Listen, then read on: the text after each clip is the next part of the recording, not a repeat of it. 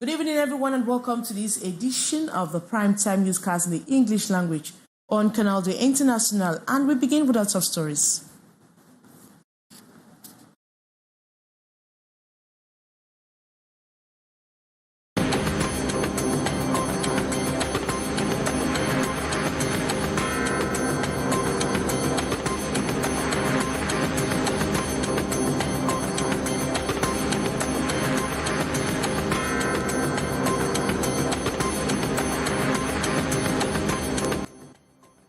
A group, Redac, has filed legal action against the Cameroonian government, accusing it is a signatory. And getting a decent lodging in Cameroon's economic capital, Douala, is extremely difficult. The situation is further aggravated by high cost of living. As such, many people turn to squats in bidonvilles despite the risk involved. And the residents of Bonentale, a Sodiko village at Bonamatumbe, Bonaberi, Douala are enduring severe road conditions impacting daily lives of people around there. Those are major stories. Details right ahead. Canal International.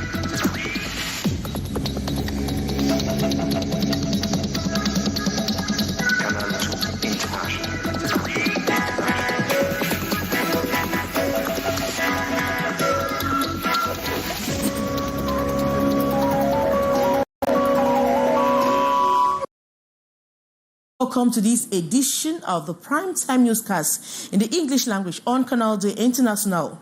Rights group Redac has filed legal actions against the government of Cameroon, accusing it of systematic torture and cruel treatment of its citizens in violation of international laws to which it is a signatory. The group argues that a recent video of footage showing the alleged torture of musician Longe Longe is compelling evidence of practices that granted a press conference today in Douala. More in the following story. A prominent Cameroonian human rights organization, Redac, has taken legal action against the government, alleging systematic torture, inhumane and degrading treatment of its citizens. The group cites Cameroon's status as a signatory to international conventions and charters that prohibit all forms of torture, yet claims that the government continues to disregard these obligations. The problem is maybe how do you gather your evidence? Because you may come out and say you have been tortured, but if you are not able to assemble your evidence, you may not have a good case before the court. Today we are happy with the case of Longe Longe because there is a video circulating. We have had instances where people are being tortured, but it's not being documented. The recent video of musician Longe Longe allegedly being subjected to torture has become a focal point for these accusations. In the press conference at Redac's headquarters in Douala on October 29, 2024, Barrister Alice Com, lead counsel representing Longe Longe, described the footage as sufficient evidence of the government's cruel actions towards its citizens. Alice Com, backed by a team of lawyers and human rights defenders, confirmed that both domestic and international legal proceedings have been initiated to seek justice. Sure that those responsible for acts of torture or ill treatment are prosecuted. The rule of law platform and Redac demand to an independent fact-finding mission into all the allegations of torture cited in this and other unnamed documents so that the masterminds can be prosecuted. Through torture, you can permanently lose a part of your body. For example, you can be psychologically traumatized. So the penal code is severe, and I think it went as far as giving even one of the highest severe punishment, which is life imprisonment. Barrister Alice Com also warned that the international bodies are monitoring the situation closely, with Paris Bar Association reportedly on alert.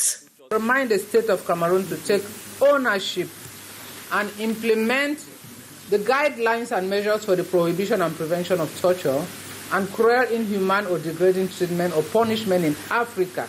The case of Longe has brought several renewed attention to other alleged cases of abuse involving journalists, activists, and political figures who are said to have suffered similar mistreatment by security officers.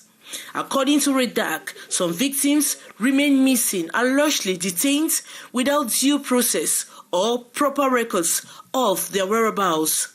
REDAC's statement urged Cameroonians to denounce all acts of torture, calling for accountability and compliance with international human rights standards.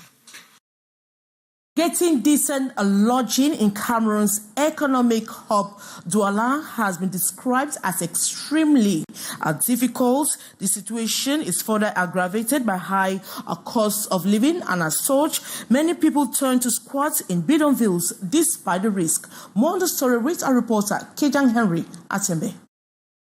Inhabitants of Nkumba Bunaberi of the Douala 4 municipality are living under threats of collapsing buildings. Their homes, built on patches of earth, can no longer withstand the load due to age. Rachel remembers the collapse of their house. A few weeks earlier, she almost lost her child in this home in Nkumba Bunaberi. She presently lives in fear. Everything has changed here. It was not like before, like things have changed. The toilets, there was no toilets. When they constructed the house, there was no toilet. And we were the ones supposed to do that, to create our own space for the toilet. And concerning the stairs, everything has changed. The stairs are broken.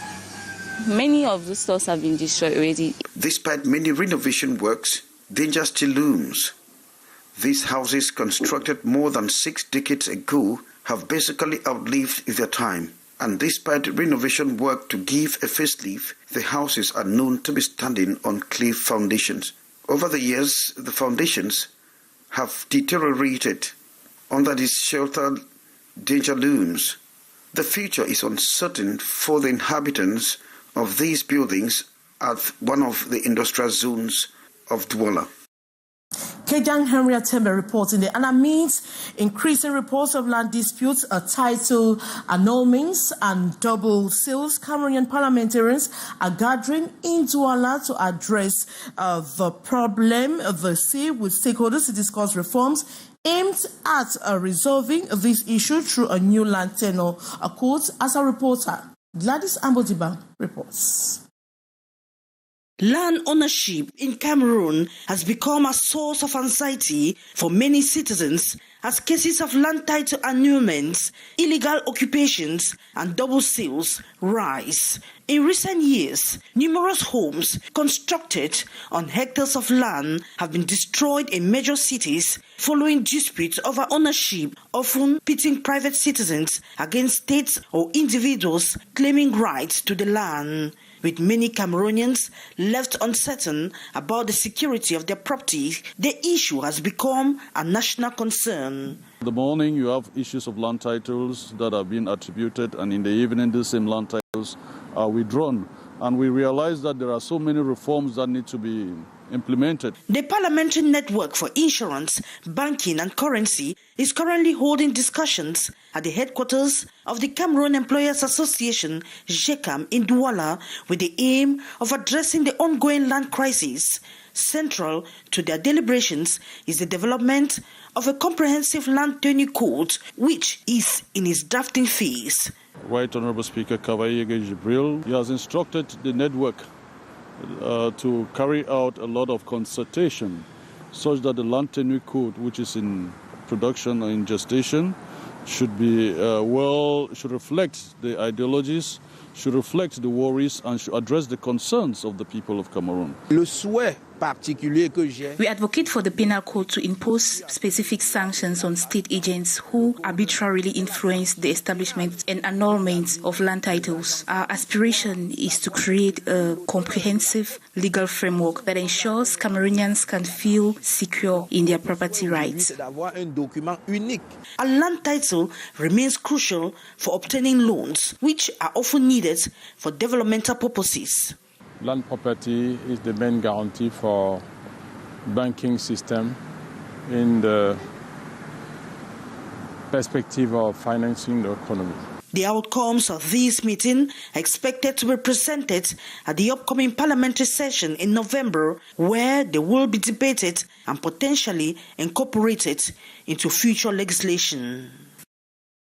And residents of Bonendale, Sodiko Village and Bonamatumbe, Douala are enduring severe road conditions impacting daily life, transportation and local businesses. Persistent potholes, flooding and livestock on the roads have worsened the plight of the community, leaving them frustrated. More on the story with our reporter Gladys Ambu Tiba. This road has become an ordeal for residents in Bonandale, Sodiko Village and Bonamatumbe, where travel now a grueling and costly endeavor along the stretch from Carrefour Abatua to Carrefour Sejopolo up to Lisebilen Sodiko and Bonamatumbe. Deepening potholes and stagnant floodwaters have created formidable obstacles. Commercial bike riders and car owners often wade through pools of water, risking breakdowns that require frequent trips to the garage. Skirt, all things are spoiled.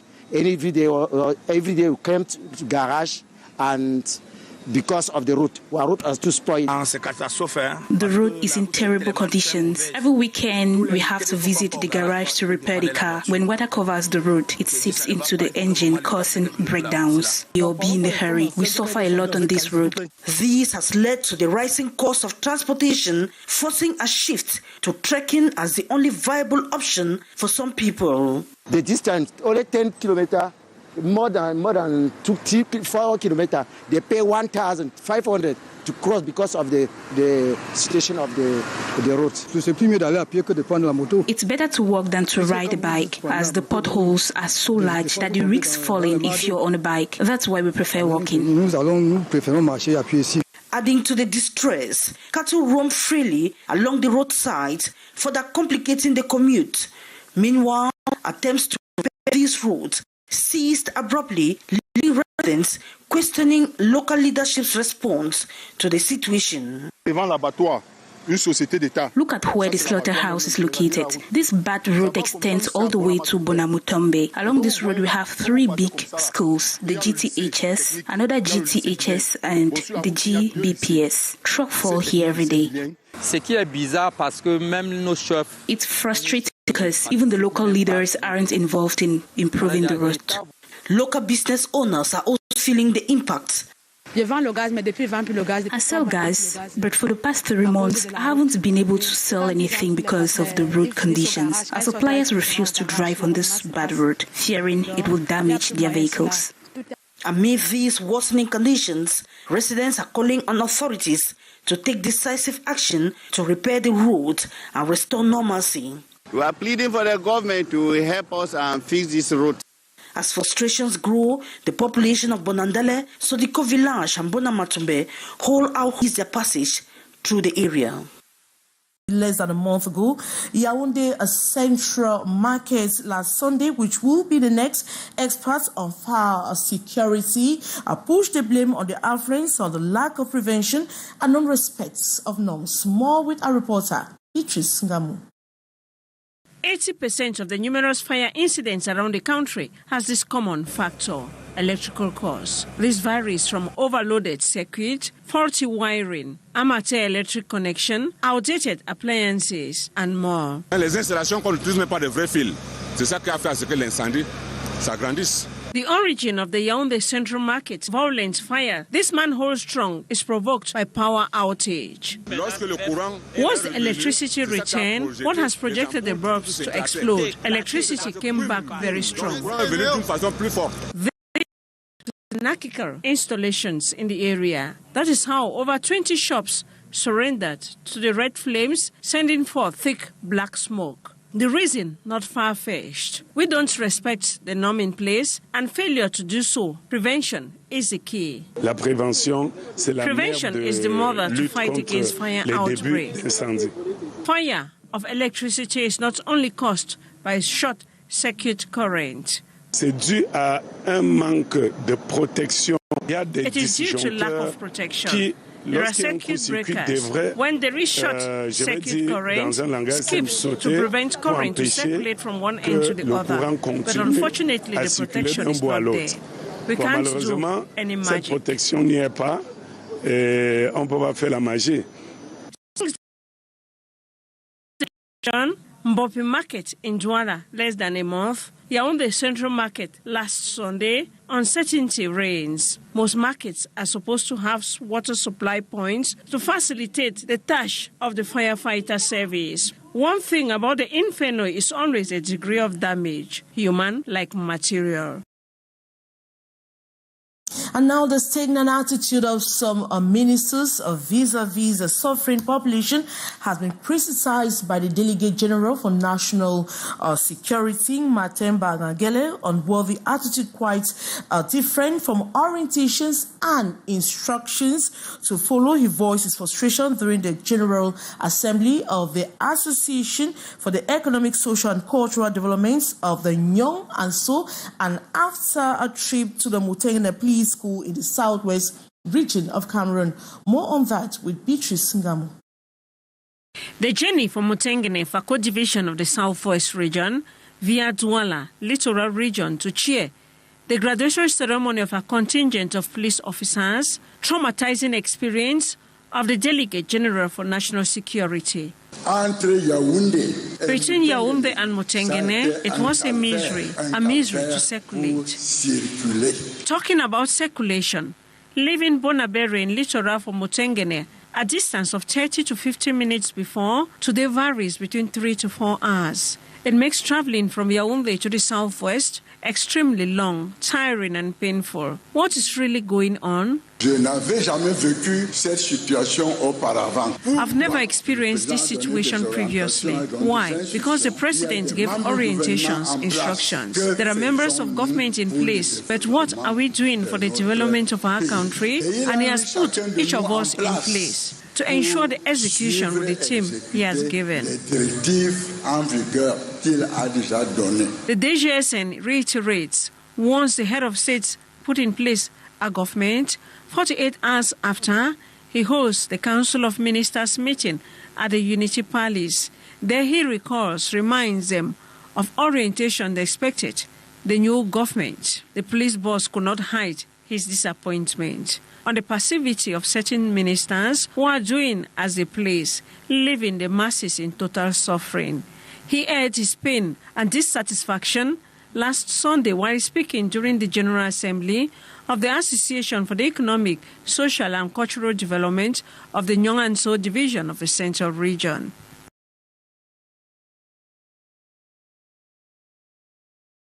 And that report by Beatrice Ngamo brings us to the end of this edition of the Primetime Newscast. The English language on Canal, the International. Coming up next is The Brief with Matthew Fangwa. Good night.